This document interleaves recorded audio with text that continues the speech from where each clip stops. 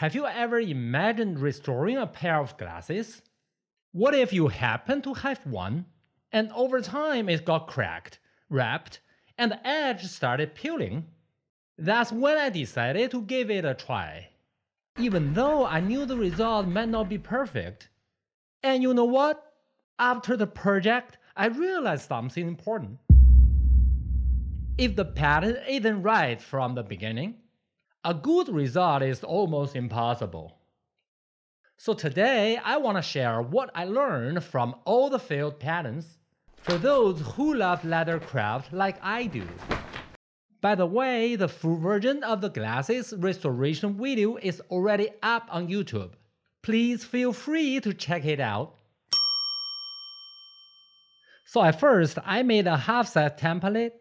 If it worked, I just flip it for the other side. So this method I've always used when I'm making bags.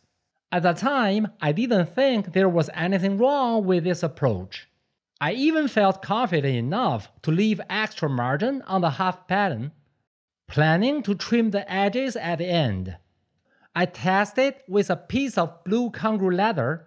It was skived to 0.5 mm. The fit was great. The leather pieces was ready. I left some extra around the bridge. The plan was glue first, trim after, and also wanted to test if the whole glue then trim idea would even work. So I went ahead and started gluing. The glue was too strong. I realized this method was no good. Once the leather stuck, it was nearly impossible to peel back, especially around the lens groove. The bridge area was the biggest issue. I left too much material. It just wouldn't fit. So I still had no idea how much margin to leave. That's when it hits me. This method doesn't work on something like eyeglasses frame. To get a precise leather piece, I had to start with a better paper pattern. So let's stop here for a second.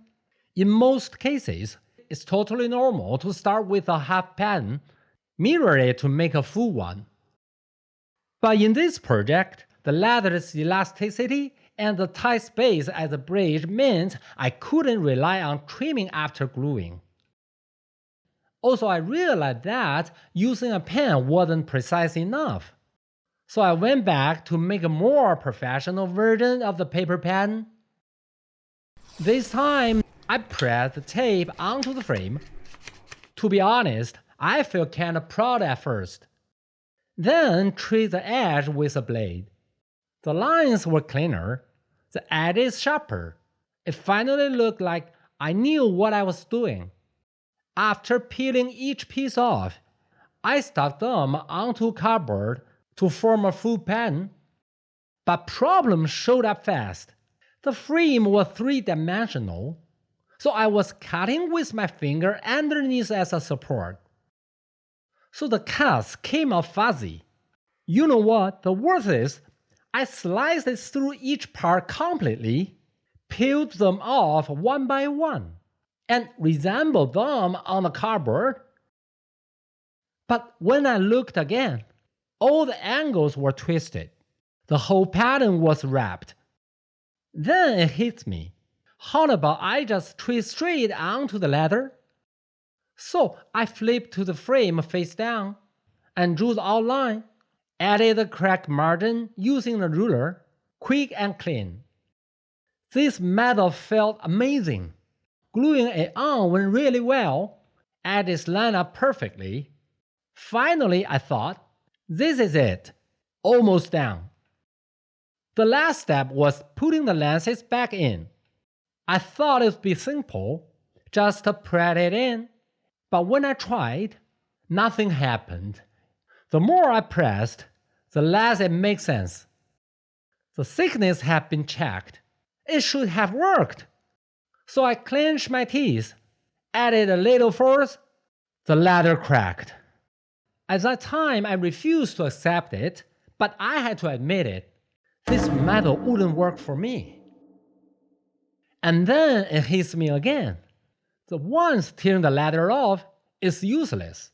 I had to redraw the entire letter template from scratch. I thought I was taking a shortcut. And then the doubt kicked in. What if I mess up again? Do I have to redraw every time? So I gave it up, went back to paper templates again. By now, what I have learned are the edges were all fuzzy last time. The cutting through made the shape shift. So this time I need a clean control template. So I still use craft paper and a knife, but this time instead of cutting all the way through. Every line, every curve was exactly the same as the frame. I finally had a proper, repeatable master template. By using that paperboard, I cut a new piece of leather, but this time I got smart. I glued it down piece by piece. Every time I added a section, checked the alignment first. Only after confirming it was perfect, and then I moved on. The whole process felt like playing Go slow and steady, one move at a time. In the end, the glasses were done. Not perfect to the max, but I'm pretty satisfied. Because after all that back and forth, I learned so much. Paper templates alone aren't enough. I need leather templates too. And here's a very real takeaway. When you are working on something three-dimensional, the best cutting mat is not some fancy board, it's your own fingers. So by the way, the glue is still messing with me too. I'll be sharing all that chaos with you guys soon. So you are welcome to come watch me fail again. See you next time.